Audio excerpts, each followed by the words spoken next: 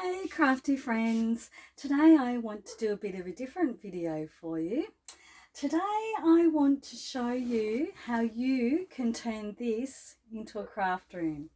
So friends, you don't need this entire craft room like I have to do your paper craft. You can actually do it in something like a tote. Everything you need to have in your paper craft hobby can fit into something like this, and then you can put it in the cupboard and it's out of the way, and when you want to do some paper crafting, you just pick this little thing up, take it to your table or your desk, wherever you craft, and craft away. So I want to show you some of the things that really, if you want to do this hobby, it's a really good idea to start. And let's see what we've got in here. First of all, I want to start with the tote. So this is a Stampin' Up tote. I've recently acquired this because I love bags. So but I thought this one was a really good one. So these have got pockets on the outside, little pockets here on the outside for things, the zips, pockets and zips and things inside and out as well. They also have these removable dividers in there as well, and they've got good sturdy handles, so it can take a bit of weight, or you've got one like this. And I'm actually going to take this off now because it's a bit annoying. It's going to get in the way of my presentation and I don't really need it. I won't be using it, I don't think, but I might do. It'll be here if I need it. So I'll put the two dividers in so that I can separate things. Now let's go. The first thing that I think, this is just my opinion of course, but I have been thinking about it for a little while. The first thing you need really is a good trimmer, and this is a Stampin' Up trimmer. The arm extends out, it has a scoring blade as well as a cutting blade, and it's really nice and sturdy. It is metric and inches and imperial, so it caters to both, and the arm folds down quite nicely and it pops in your bag just like so. Let's see if I can get this right so we can see. There we go. So it just pops in your bag. Then you want some cardstock. So whether or not you're a scrapbooker, a card maker, someone who likes to do junk journals or mixed media, these are general things that you would need to start off with any of those kind of hobbies. So this is the basic white cardstock. Stampin' Up does lots and lots of different sorts of white cardstock, but that's the one that I have got, and I'm going to link in the description all of these products. So I've got black cardstock as well, so it's good to have a basis of a black and white so that if you're doing layouts you can do black or white. If you're doing card bases or any other sort of bases, you've got either black or white to start with. Then we get on to the designer series papers. So these are the pattern papers. They're double-sided with Stampin' Up, and I would suggest that if you're buying cardstock, you do buy double-sided because it gives you bang for your buck. So because you're actually keeping this in a small space, everything needs to really work well. So double-sided is a really good idea, and I would start with a few different paper packs. So you want a good patterned neutral. So this one here, as you can see, it has nice texture on one side and it has a great little pattern on the other. So texture one side, pattern on the other. So that's a grey pattern. So these will go really well as bases for cards, or you could use them to highlight different projects and things. So I put that in. Then you need oh, actually there's another neutral that you could, depending on how many packs, you don't need to have too many packs. Another really good natural basic is Country Woods, and that has wood grain textures in different colours. I'm not going to go through them all, otherwise we'll be here for hours. and I'm sure you've got better things to do than watch my videos for hours. Well, hopefully you like them, but hopefully you don't want to watch them for hours. So this is a wood grain. It's a great neutral basis as well for lots of different sorts of products. Lots of different sorts of purposes. Then you've got, then you add in your coloured cardstock, friends. Okay, so these come in family packs, and that's how you can buy them individually, but I like them in family packs because you get a few of each colour.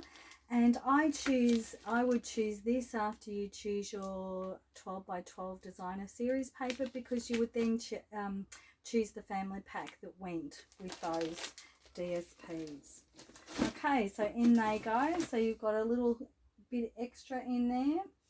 Then we want something like a bold pattern, any sort of bold pattern. Most of mine are florals because I absolutely love florals, but there are lots and lots of different kinds of designer series paper and that you could use to add. So a lot of the Stampin' Up papers, DSPs, actually come with the ability to cut out their bigger patterns, so you can actually fussy cut them out and get images from them. So they're actually really good value that way. I also, this is not necessary, but I also really like the idea of adding a bit of difference. So these are gold patterned papers. Can you see there? Just this gold on these. There you go. So that would add, in a small area, that would add a little bit of interest as well. So obviously this is just my opinion. Sorry friends, I'm developing a cold quite nicely, so I may cough. To add to your papers, so you've got your papers there. Actually, I won't add that now. I'll add another. So we've got our 12 by 12 papers, which, especially if you're making cards, they're going to go a really long way. But there's also the 6 by 6 designer series papers as well, and they're fantastic. I love them too. So this is just like a neutral, again a sort of a neutral but in bold colours, and it will go with the DSPs I've already got, and they sort of have just subtle patterns on the back. Subtle patterns. There you go. So I'll just show you, and then they've got difference on the back as well. So all of these go together. All of my papers that I've put in this bag all coordinate together, so I could use those for 6 or 12 months without having to buy any more. Then you also want, so we've got our papers, we've got our trimmer, we also need adhesive. Okay, so I've got a few different sorts of adhesive to show you. Excuse me for keep turning around all the time. I'm just trying to reach behind me. I've got a little trolley there all set up to show you. So there's different sorts of adhesives.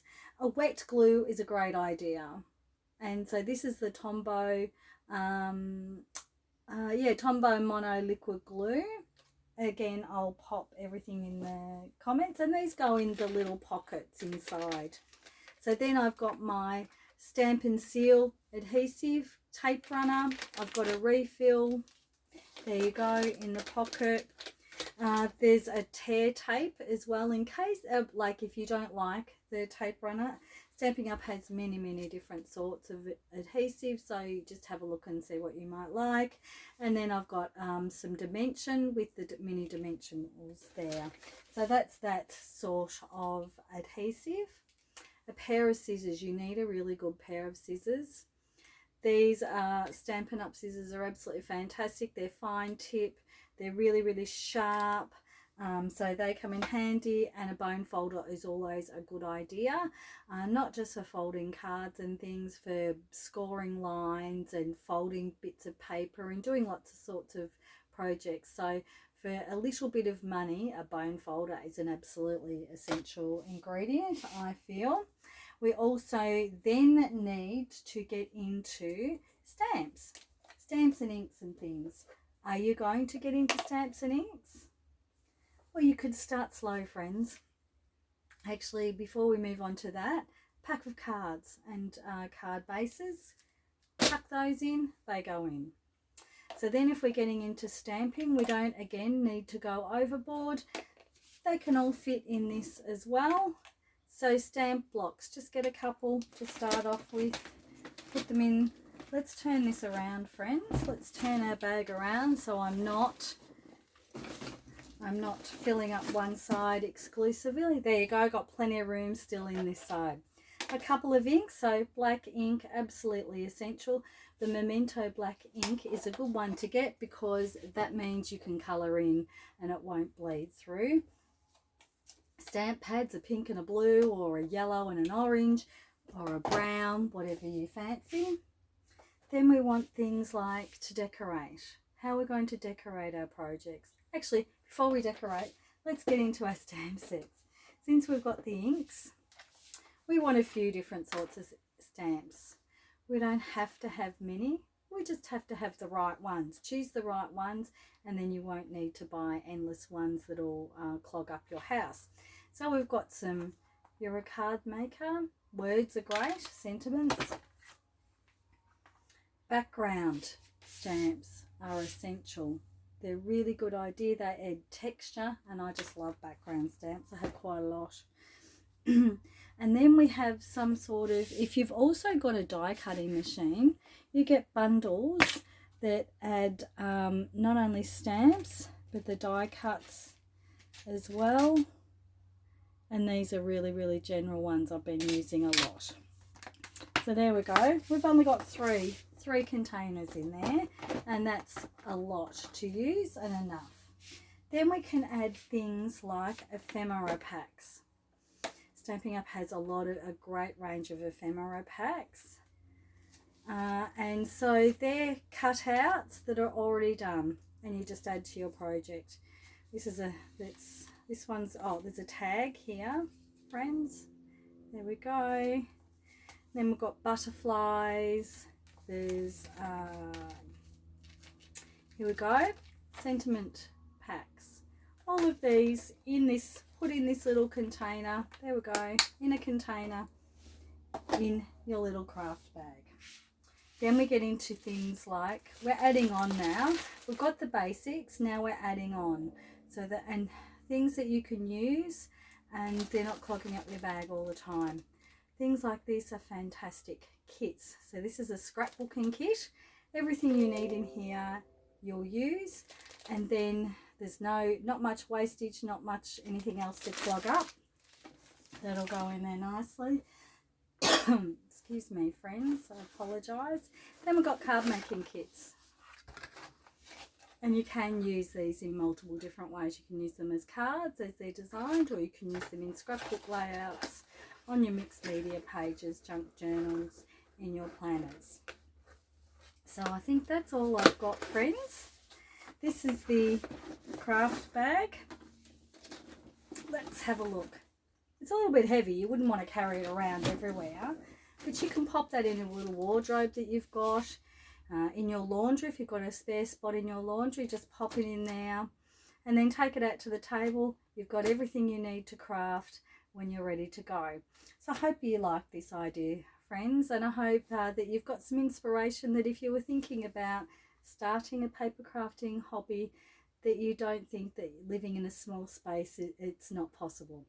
So I hope you've enjoyed this video.